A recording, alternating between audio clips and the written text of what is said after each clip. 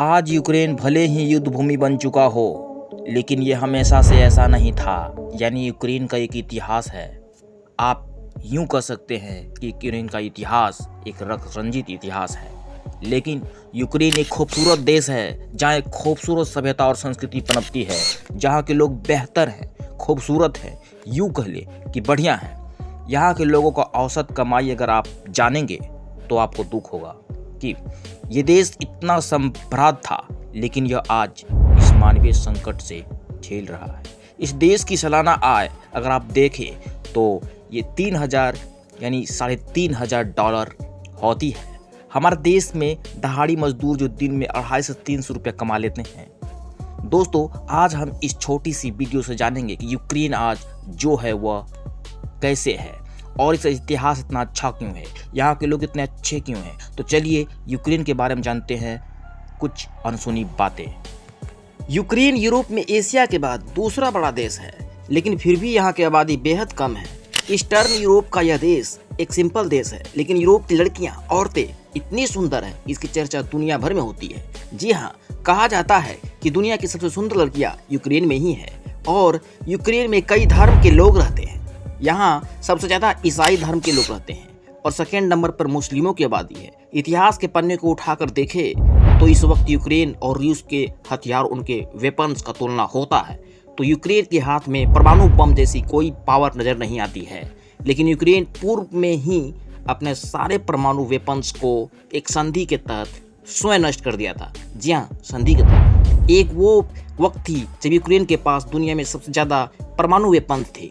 यदि वर्ल्ड में तीसरे नंबर पर यह आता था। फर्स्ट में रसिया, सेकेंड में यूएस और थर्ड में यूक्रेन था। आपको बता दें कि यूक्रेन 1990 के पहले सोवियत संघ का हिस्सा हुआ करता था और 1991 तक सोवियत संघ का विलयन हुआ तो यूक्रेन टूट कर एक नया देश बन गया, अपनी अलग पहचान बनाई। जी हाँ, यूक्रेन।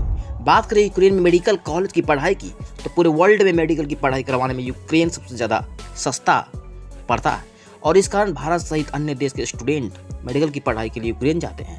अब तक का सबसे डेडली न्यूक्लियर डिजास्टर यूक्रेन में ही हुआ था और 26 अप्रैल 1986 में यूक्रेन के पिपेर शहर में चेरनोबिल परमाणु संयंत्र में डेंजरस हादसा हुआ था और कई लोगों की जानें गई थी।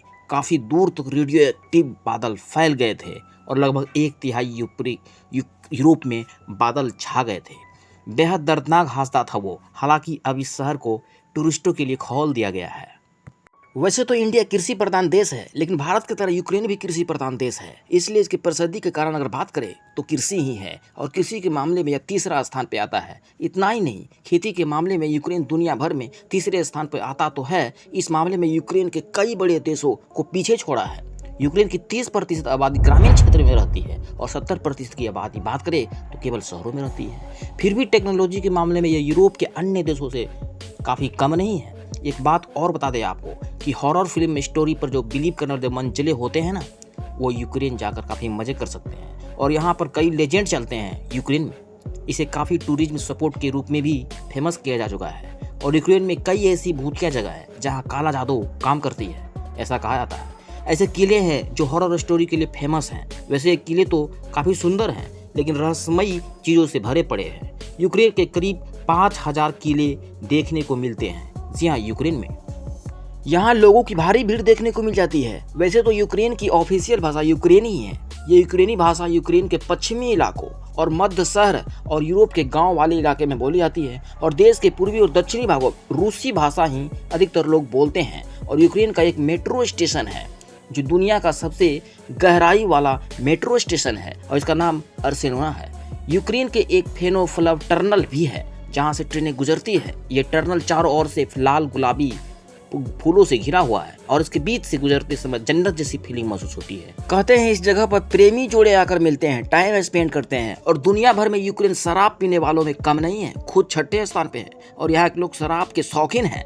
WHO के मुताबिक यूक्रेन में करीब 1 वर्ष में एक व्यक्ति 13.6 लीटर शराब पी जाता है, जो WHO के रिकॉर्ड खुद बताती है। क्यों, चौंक गए ना?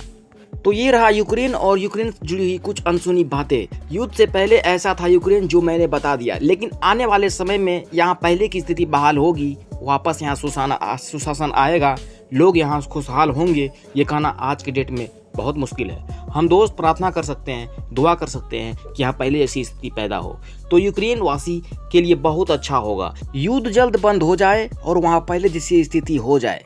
यूक्रेन में भी, एशिया में भी, इस पूरी दुनिया में भी युद्ध से कभी कुछ हासिल नहीं हुआ है। तो मित्रों, इसी तरह के वीडियो के लिए आप हमारे चैनल से जुड़िए और फैक्ट विद कांत को सब्सक्राइब कीजिए। धन्यवाद मित्रों।